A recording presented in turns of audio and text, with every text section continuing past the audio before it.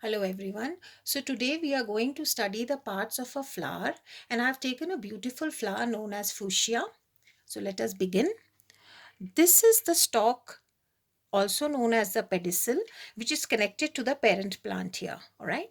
This green growth, this is the ovary, and this will contain the fertilized seeds, and later on it will turn into a berry like structure. Okay, so I'm just separating it. So here you have a tube like structure, and then that leads to four colored outgrowths, which are known as sepals.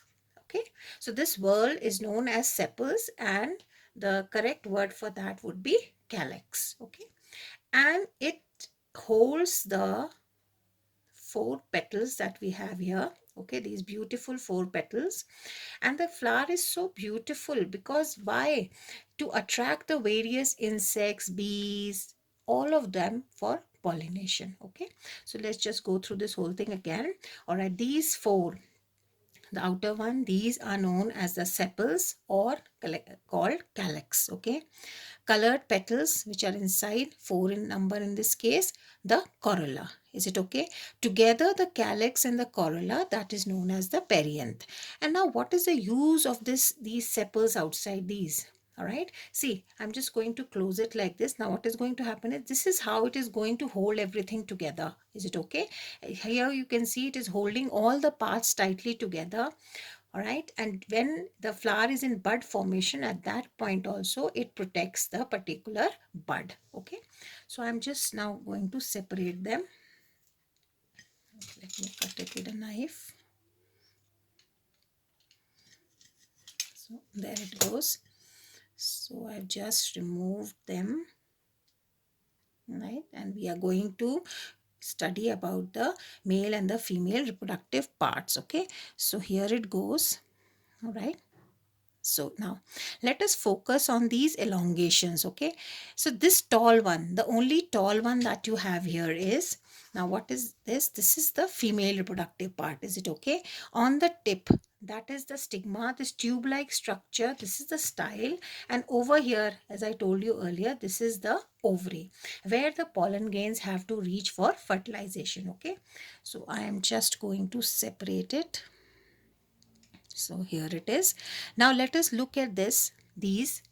So there are two whorls. Whorls means two circles of these stamens. Okay, as you can see, four are of smaller height and four are of a little bit taller. Is it okay? So let us separate one of them to study the parts. Now what is there? Here, see. So I've taken out two. So now what is this? The tip here, the tip. This contains the pollen grains. This is known as the filament, and this is now the male reproductive part. So the female reproductive part, it has three parts: the stigma, style, and this is the ovary.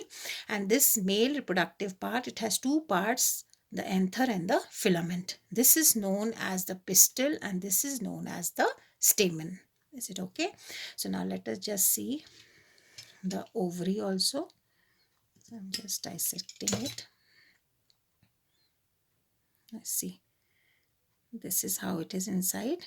Right now it is not fertilized, but later on when it gets fertilized, this pollen grains, they will burst from here. They will fall on the stigma. All right, the stigma is sticky. The pollen grains will attach here. Through the style they will go, and they will reach the ovules which are present in the ovary, and it will fertilize to form a seed, and eventually it forms a berry-like structure. So these are the parts of a flower. All right, so let's just go through them again. Sepals for protection and for nourishment also.